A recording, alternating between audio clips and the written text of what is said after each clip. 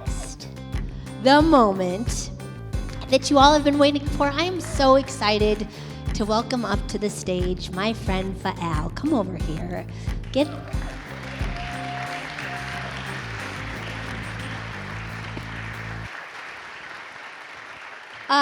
has been an honor to get to know this guy and also just see his community involvement for years and years and years, and also hear how people are connected to you. So I'm going to give you the microphone, and I can't wait for you to share the glimmer of hope that you've had and share it with us. Appreciate it. Let me try not to hold this like a rapper. Hold on. Can I use this little thingy right here? I'm going to need that. Get my little notes together. Boom. All right. Thank you. Good morning, everybody. How you doing?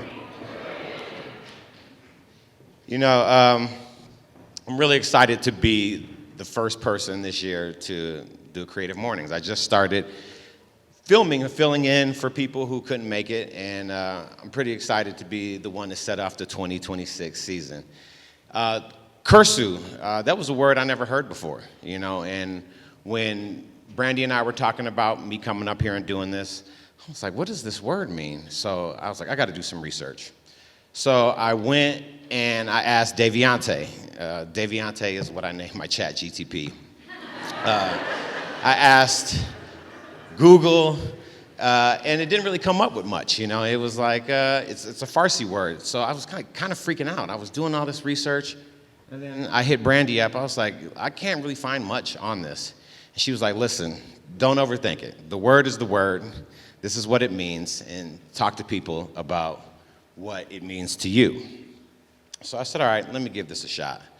So Koorsoo is a faint glimmer of hope. It's these radiant moments that remind us that the light is always finding its way in. And I got to start off by giving a shout out to CB and this church. Like she said, CB has been through so many different iterations of Beacon. He was doing live streaming from my gallery during pandemic. And, you know, like so many other people, CB's Koorsoo has been his faith in God.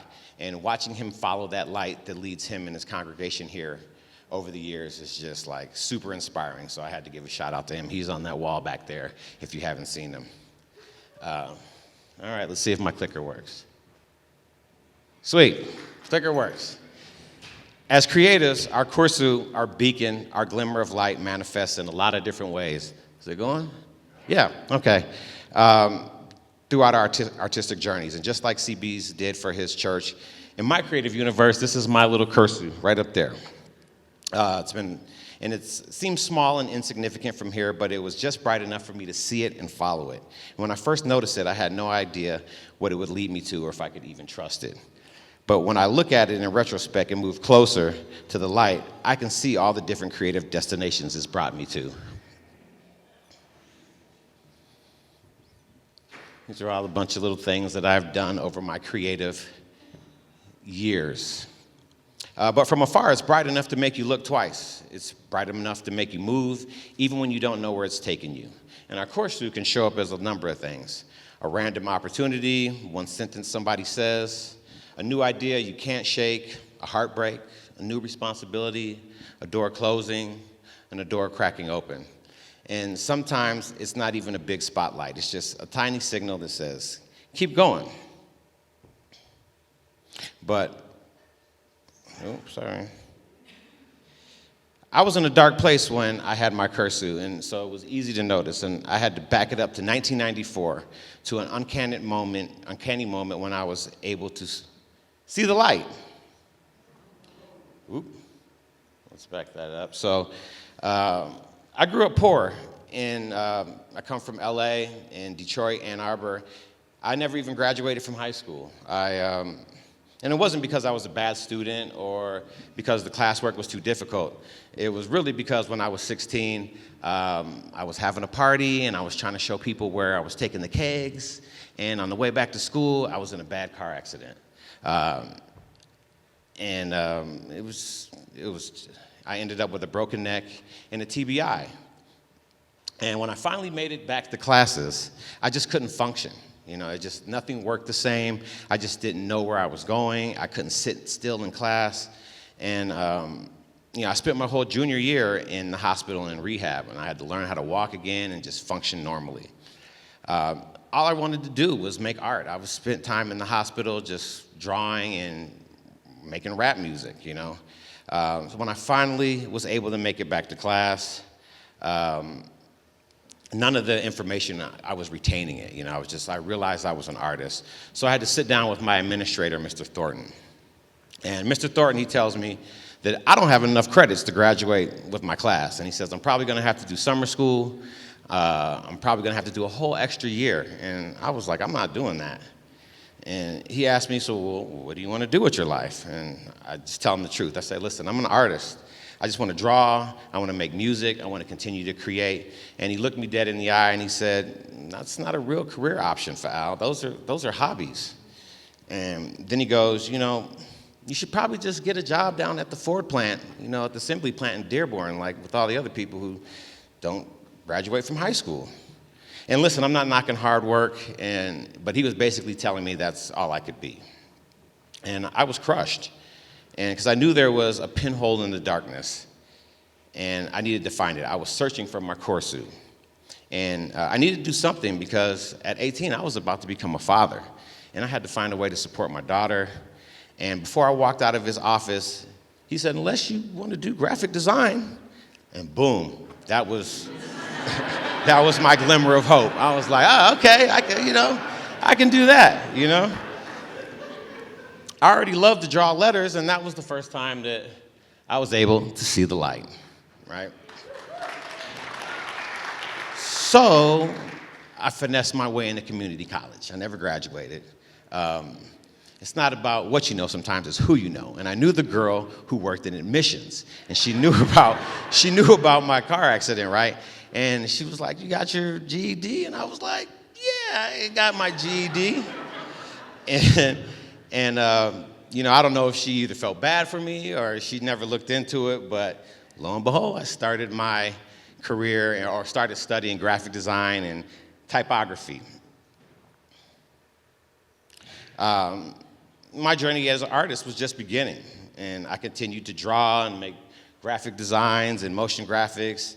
And I was a rapper. I hold my mic like this, I started rapping, and then I was doing all that while I was managing professional football players. My cousin had went back-to-back Super Bowls and then got traded from the Rams to the Detroit Lions, where I was living at. And I used that platform to continue my artistic journey. Because what young NFL player doesn't want a second career in rap?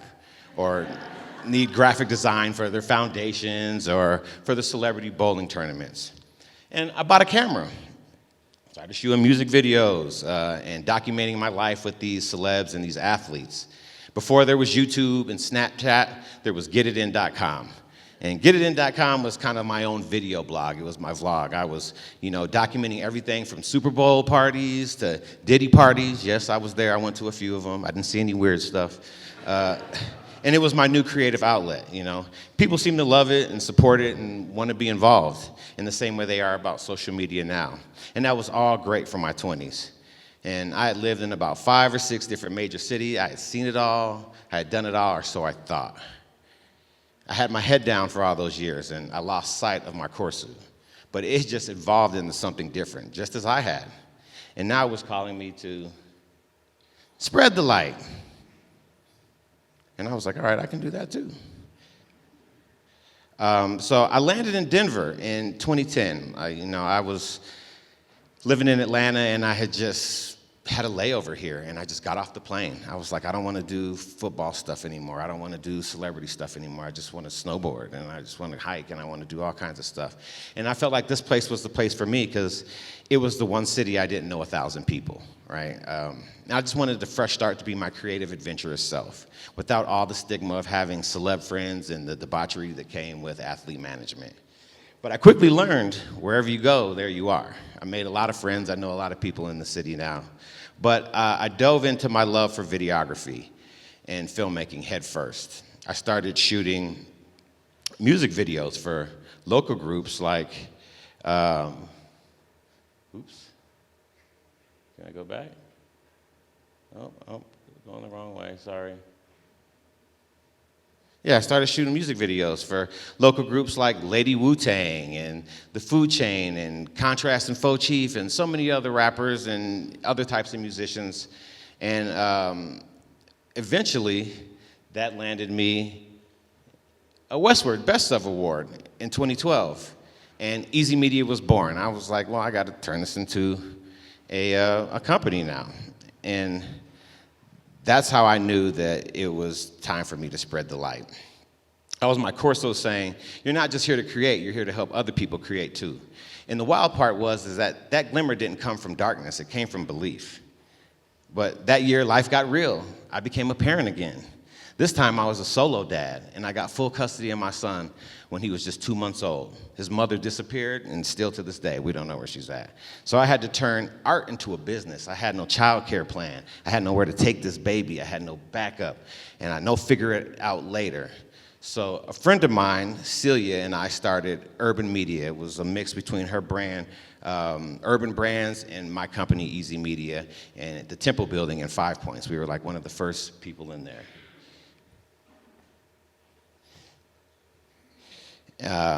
It was a co-working space designed for entrepreneurs of color that are also parents. So instead of bringing your dog to the co-working space, you could bring your kid and nobody would get annoyed, right?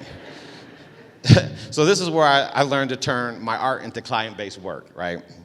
And Easy Media started gaining the traction that it has today. And we worked with clients that understood something simple. If you want culture, don't hire people who study it, hire people who live it. And they could just come straight to the source. Because we were the innovators and the proprietors of precisely that. And it still kind of remains a no-brainer. One of those clients was Denver Arts and Venue. A graffiti writer friend of mine, Joel, and OG Denver writer, he hooked me up with them. And they hired me to shoot 2 documentaries about their graffiti abatement program, which put me kind of right back in my lane straight out of high school. I was able to be around the graph writers. I was able to keep creating. And this was really cool. And this was before Denver Walls. This was before the Rhino Art District, when it was just artists being artists in an area where nobody seemed to care if we were getting busy on walls on the east side. There wasn't the politics and the monetization that you see today. And the project put me in a position to become friends with a lot of the Denver artists. I earned respect because they could tell I wasn't just there to like uplift them, or to use them. I was there to uplift them.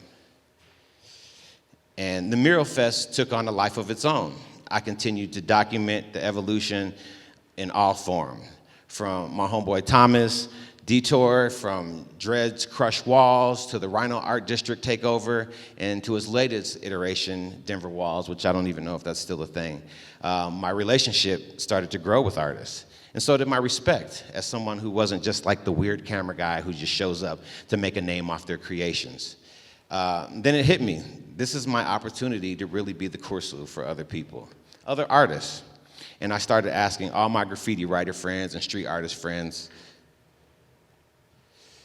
if I opened a gallery, would you be down to make some new contemporary works? And they all said an emphatic yes. And before I knew it, I had 3 years of shows curated and lined up. So I grabbed my friend Jordan Campbell as operations manager and my homeboy Lorenzo Talcott as the curator and gallery manager. And Ela Gallery was born. But it didn't come easy. We had our grand opening 3 days before a mandatory pandemic lockdown. And being non-essential, we were not able to operate normally for the next 8 months. It was tough. I was like, what is going on here? I needed a little glimmer of hope for myself. Like, where was the Koorsoo when I needed it now? So we had to get real creative. You know, we did pretty much everything that we could do. Like, we were just thinking of just pulling stuff out of the air. Solo viewing experiences, anything and everything. But we persevered through ingenuity and grit. We listened to our community and implemented ideas from people that wanted to see us succeed, in addition to sticking to our own script. And it worked. Giving people a platform to participate in creating their own installations and input on curating their own shows made them all the more authentic. We put the egos aside. We left the snootiness and the better-than attitudes to the other galleries. And that allowed for better engagement and participation to everybody citywide. And when the pandemic let up, we just got back to normal, and we continued doing all of those things that worked for us. We were scrappy, and people seem to appreciate that. I even bought a few large format printers. We did print series when nobody else was allowed inside anywhere. Oops, did I go? I did that. Oh, we'll go back. Hold on. Okay, there's the print series. There we go. We did print series when no one else was allowed anywhere. And we tried to mitigate costs for artists. We were like, well, I'm just going to print your stuff up. You don't have to put any money up front. Let me print it. If we sell it, then I'll take a percentage, and that way we could put money in your pocket, because artists weren't able to operate either, just like our businesses. And we just wanted to be able to put on the highest quality art installations we could to make a profit for the artists and as well for ourselves. And that ended up earning us the title of one of the coolest, most authentic galleries of its kind. And for those couple years where people were suffering through pandemic, we sold more art than anybody did in the city. We were slanging art left and right. But most importantly, we empowered a community of artists to see themselves beyond city walls in public installations, right? A lot of street artists and graffiti artists never really had an opportunity in other galleries to put up contemporary works, and that's what we wanted to be. They recognized their contemporary capabilities, and we were really able to spread the light. In April of 2024, I ended up closing the gallery after the 4-year lease was up. Kind of like Prismatic, things happened. I told people the rent was too high, the landlord was mad wild, I was losing money, and really it was all of that. Selling art is hard. But the real truth is I started to lose myself. I became the gallery guy. I became the print guy. And that's not who I wanted to be. And I had to ask myself, when do I stop spreading the light and remember how to be it? It was bittersweet closing the doors of Ela Gallery and Easy Media. This is the first time since 2012 I didn't have a brick and mortar or a studio space. Making sense of it to everybody, making sense of it to my kids, assuring them that everything was going to be okay. Learning to work from home or in coffee shops was also a huge adjustment. And just hearing the whispers amongst the community and people I know that were like, oh, Al fell off. That was pretty sobering. But this time, I was 100% sure that the Koorsoo would reveal itself to me, because I always lived by the stay down till you come up doctrine. And I had faith in God and my own abilities. And I know they couldn't see my plan or knew what it was. But on the flip side of that is I got back to creating art for art's sake. Being able to say yes to things that filled my creative soul and not just my pockets. So I decided the new move was to figure out how to use my own talents and narrative to inspire others, while also expanding my own creative experiences, like talking to all of you people. I'm not really a public speaker, but we're getting out of my comfort zone and doing it without compromising my art and looking for approval to make things that resonated with people or with other people and that could appreciate it in one way or another. So in short, I made a bunch of pivots. Starting with my art gallery, I turned it into a nonprofit called the Art Futures Foundation.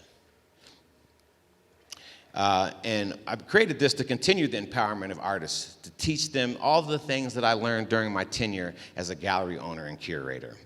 I always heard that the game is to be sold and not to be told.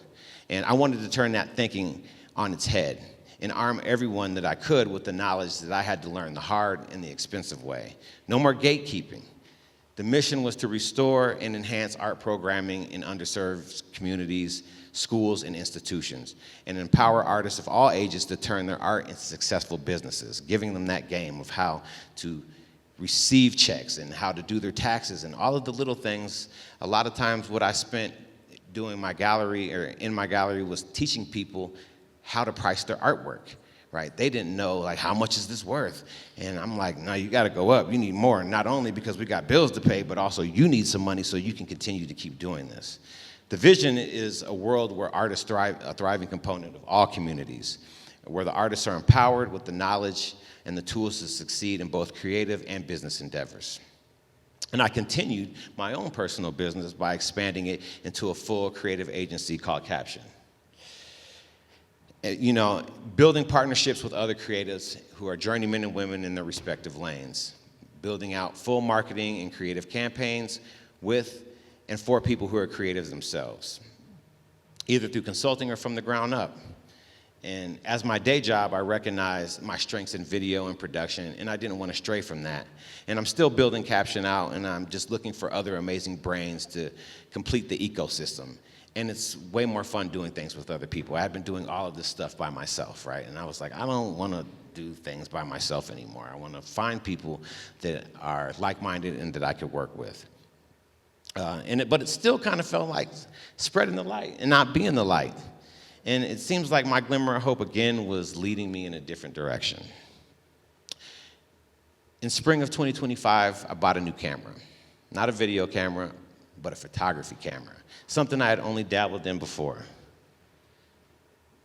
Come on. There we go. I can take fundamentally good photo because I understand aperture, shutter speed, ISO, and framing. And I had gotten lucky before and managed to capture some pretty amazing shots. But it was never consistent enough for me to consider myself a photographer. And as Koorsoo would have it, I was about to change all of that, and I didn't even see it coming until recently. I'd always had a love for adrenaline and adventure, going the extra mile or staying an extra few hours just to get the shot, and that had become my thing over the years. Just going deeper into places to find crazier things I could photograph. And it was always like a big dream of mine to work for National Geographic. I just didn't know how to do it. I had watched every David Attenborough special, and I felt like, I can do that. I'm a drone pilot, I'm a rescue diver, I'm an underwater cinematographer, I'm an above water cinematographer, I'm a self-proclaimed marine biologist. I can name 300 different critters in the ocean by their scientific names, right? So why not? Who wouldn't use me on a research expedition? They all need cameramen, and I thought, doesn't BBC need a diversity hire? Like, come on. I'll sit in the jungle in a tree for 3 months and get the shot of the elusive jaguar if I got to. Just put me in the game, So I got a national park pass, and I began to travel and shoot everything I could, videos, photos. And I started to notice something, that on my travels to these parks and these places, I was the only person that looked like me. I'm sure there's some people out there, but I never seen them, And I already knew about socioeconomic disparities that keep certain demographics from visiting places like Yellowstone or Arches National Park. And I realized that a lot of marginalized communities don't have time to dream about nature. They got life to survive. But I felt like, if I'm seeing this beauty, I gotta bring it back somehow. It's my duty to inspire and enlighten that community at the same time. So in October of 2025, a friend of mine, Vince, sent me an RFP for Denver Arts and Venues. And they're looking for public art installations for later this year. And he sent it to me. There was 4 hours left for me to get this done. Thanks, Vince. And I thought, let me put something together real quick. One thing I know how to do is put on an art installation and curate a show. What do I got to lose? So I hit submit on this 20 minutes before the midnight deadline. And National Negro Graphic was born. Right? About 35 days later, I got the confirmation that I was a grant recipient. I was like, sweet. And I was really excited because at that point, I had already decided I was going to do this one way or another. I was going to put my own money up. But this was just confirmation that my Koorsoo was guiding me in the right direction. And now I get to do it on somebody else's dime, right? National Negro Graphic is a photographic and cultural storytelling experience designed to place Black presence, beauty, and belonging at the center of public cultural spaces. Launching as a gallery exhibition, National Negro Graphic invites viewers on a journey through America's great outdoors, from iconic national parks, underwater worlds, all through the lens of Black exploration and identity. The exhibition is going to open sometime in August. I was supposed to do it at the Civic Center and at the McNichols building, but they're doing construction on both of those this year. So I'm working with the city to figure out new places to do it. So we're going to be working on that. I wish I could tell you guys exactly where I'm going to do it, but we'll figure that out. And I hope that attendees will experience a vivid range of large-scale photographs and installations, each paired with a narrative context to highlight historical and personal connections to these landscapes. And beyond the imagery itself, the show features an interactive programming and merchandise component that will create an immersive storytelling. I'm gonna have the t-shirts with the logo on it so you can wear your National Negro Graphic stuff. You know, I'm gonna try to do all that. Nowadays, I feel a lot like I did when I walked into that office with Mr. Thornton, my administrator, not knowing what my future holds. Not career-wise, I love my job, I love what I do, but creatively. So I'm just gonna follow the Koorsoo like I always have. And who knows, maybe National Geographic will finally give me a chance. Thanks everybody for listening and holding space to my story. If you want to get a hold of me for any reason at all, video production, nonprofit stuff, art consulting, or just want to know where you can find the National Negro Graphic stuff, pull your phone out, hit the little bloop bloop right there, bloop me, and add me. And I just want to say, before I get off being the first person this year, I just want to say, you know, I just got to denounce ICE and say free Palestine. That wouldn't be, you know. Much love, Creative Mornings, Denver. Be safe, keep creating, and keep following the light. You are awesome, Al. I appreciate it. One of the things I loved about all of that was how, be the light, but spread the light. Also, just be still. And I loved how you were able to just figure out those things and then kind of also realize when, you know what, I actually don't have it in me to be a light right now. I need to spread the light. And I think it's when you spread the light, then you are the light, and light, yeah, all around. Sure. Let's give a big round of applause to Fat Al. Thank you, guys. Well, guys, we have 1 minute. It has been so awesome to spend this Friday with you, the last Friday of January already. Please feel free to hang out in the sanctuary. I think all the coffee's gone. Thank you, coffee guys. Thank you again. You guys crushed it. And then we'll see you February 27th at the Botanic Gardens. Just looking around in these pews and up in the overflow, I'm so grateful for this community that just continues to inspire me and just being the light. Yes. I didn't say this earlier because I was hesitating on it, but today's the 90th anniversary of this writing. Amen. That's what's up. Heck, to the 9 years. 9 years of sobriety. That is so awesome. Keep going. That is awesome. Does anyone have any questions or anything they'd like to share while we... Yes. Yeah, you asked earlier, why is pickleball called pickleball? Oh, yeah. It was invented in Bainbridge Island, Seattle, and it was a couple, and it was their dog that was named Pickle. Really?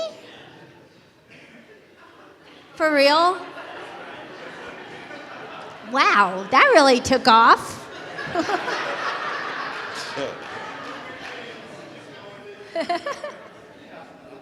Anything else, guys, before? Yes.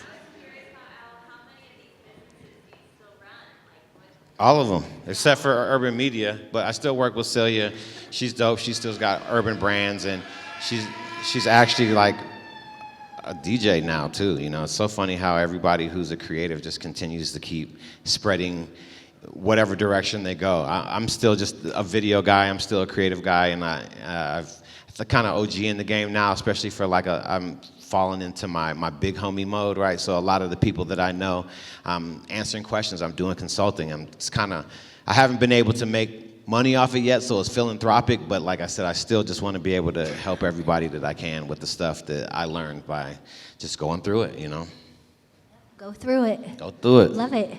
Well, this concludes our program, guys, but you are welcome to just stay and absorb the beautiful light and go out into the world and be the light and shine the light and spread the light. And then hopefully we'll see some of you guys at Analog Salon this coming up Thursday, where I will share my love songs that shaped my life. Okay. I have one spoiler alert. The first one is a song that I sang when I was 4 years old that goes, What would you do with the drunken sailor? What would you do with the drunken sailor? What would you do with the I know that drunken one. sailor early in the morning? Spoiler alert. That was dope. Thank you, you guys. Have a wonderful weekend.